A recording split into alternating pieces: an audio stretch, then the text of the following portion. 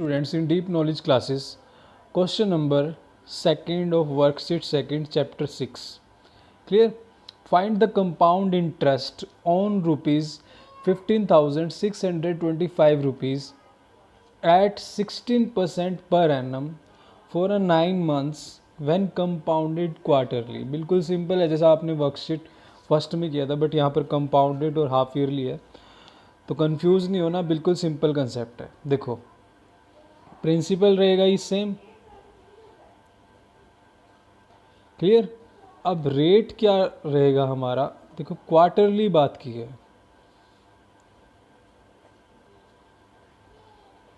तो यानी जो हमारा 1 ईयर है उसके हमने क्वार्टरली 4 डिवीज़न कर दिए. ठीक है, तो 4 डिवीज़न किए तो रेट का भी 4 डिवीज़न होना चाहिए.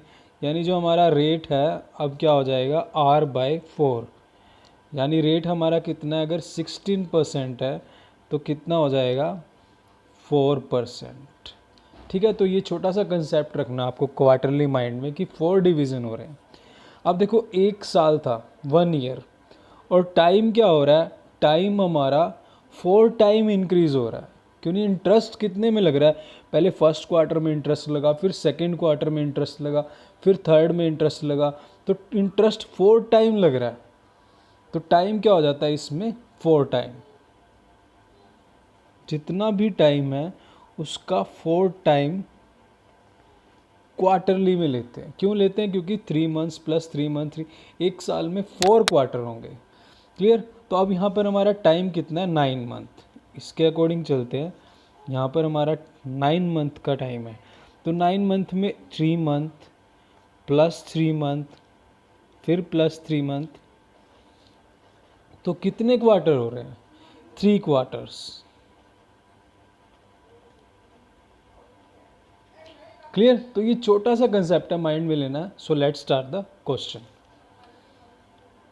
नाउ प्रिंसिपल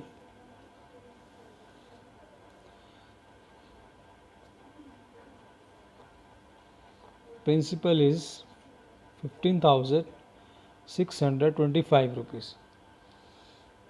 रेट क्या हो जाएगा अब? R/4, यानी 16/4 equal to 4%. Now time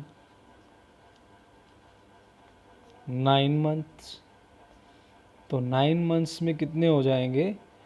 3 quarters. मैं डिस्कस कर चुका हूँ आपके साथ. क्लियर? कोई कंफ्यूजन नहीं है. Now interest for the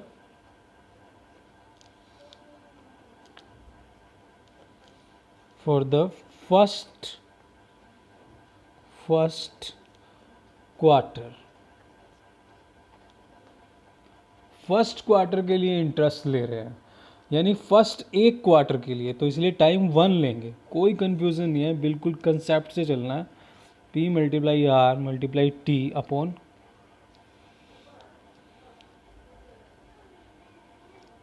R कितना है? 4 टाइम 1 डिवाइड बाय 100. क्लियर? अब क्या करते हैं, इसको 4 से डिवाइड करते हैं, 25. इसको जब कट करेंगे आपके पास वैल्यू आएगी 6, फिर 62, 25 2 × 50, फिर 25, 125, 25 5 × 125, यानी 625 रुपीज़. यानी इजीली आप कट कर सकते हो, यार 8th क्लास स्टूडेंट. तो यहाँ पर हमारा फर्स्ट क्वार्टर का इंटरेस्ट क्या है? 625 रुपीज़. नाउ अमाउंट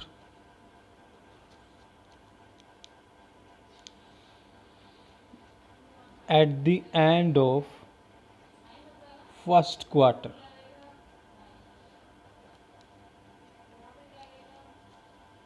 तो अमाउंट क्या लेंगे फर्स्ट क्वार्टर के एंड में? प्रिंसिपल कितना था मेरा? 15625 plus this is principal plus interest 625, this is interest. तो अमाउंट कितना हो जाएगा मेरा? 16,250 रुपीज़. तो ये आपका फर्स्ट क्वार्टर के बाद अमाउंट है. क्लियर? तो देन ये अमाउंट क्या बनेगी आपका नेक्स्ट क्वार्टर के लिए? New principal. So new principal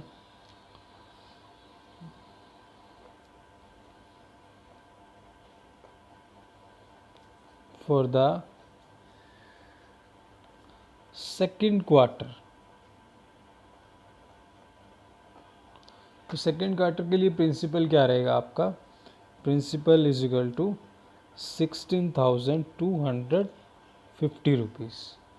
rate same रहेगा, कितना 4%। टाइम कितना लेगा 1, क्योंकि सेकेंड क्वार्टर के लिए, जैसे सेकेंड ईयर के लिए निकालते 1 तो सेकेंड क्वार्टर के लिए, देन फॉर्मूला सेम,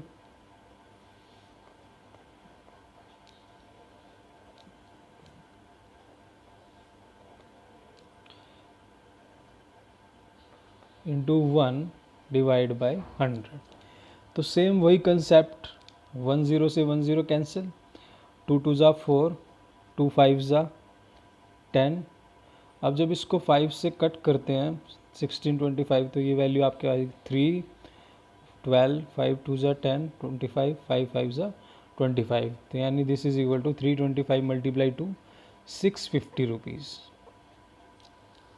क्लियर। तो अमाउंट एट द सेकेंड, यानी सॉरी इंटरेस्ट आपका क्या आया 650 रुपीज़। तो अब अमाउंट फाइंड करते हैं, amount at the end of second quarter.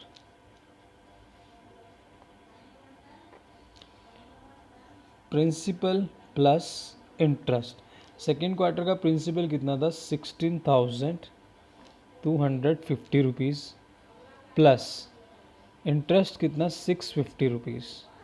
तो ये वैल्यू आपके पास हो जाएगी 16,900 रुपीज़। क्लियर। तो यानी ये आपका अमाउंट आया at the end of second year. अब ये आपका न्यू प्रिंसिपल बनेगा थर्ड क्वार्टर के लिए। Now principal, new principal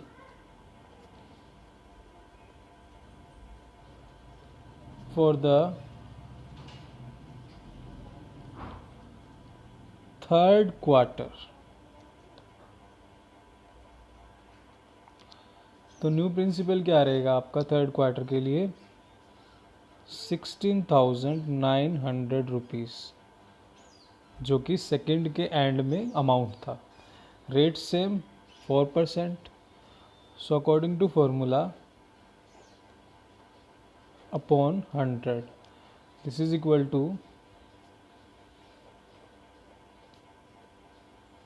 4 into time 1 upon 100, 2 0 2 0 cancel.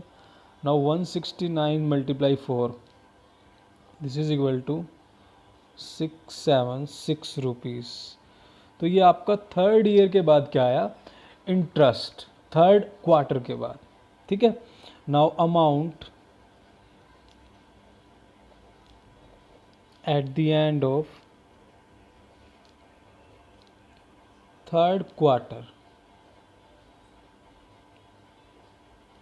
Third quarter के एंड में क्या अमाउंट होगा, प्रिंसिपल कितना था 16,900 plus 676, principal plus interest, this is equal to 17,576 rupees.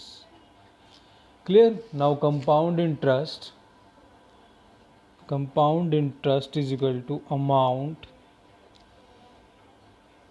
Minus principal, मतलब कितनी अमाउंट हुई है और स्टार्टिंग में कितने पैसे थे, कितने रुपए थे, उसको माइनस करते हैं तो आपके पास सिंपल कंपाउंड इंटरेस्ट आ जाएगा। Then amount is here 17,000 minus principal, मेरा स्टार्टिंग में कितना था 15,625 रुपीज़।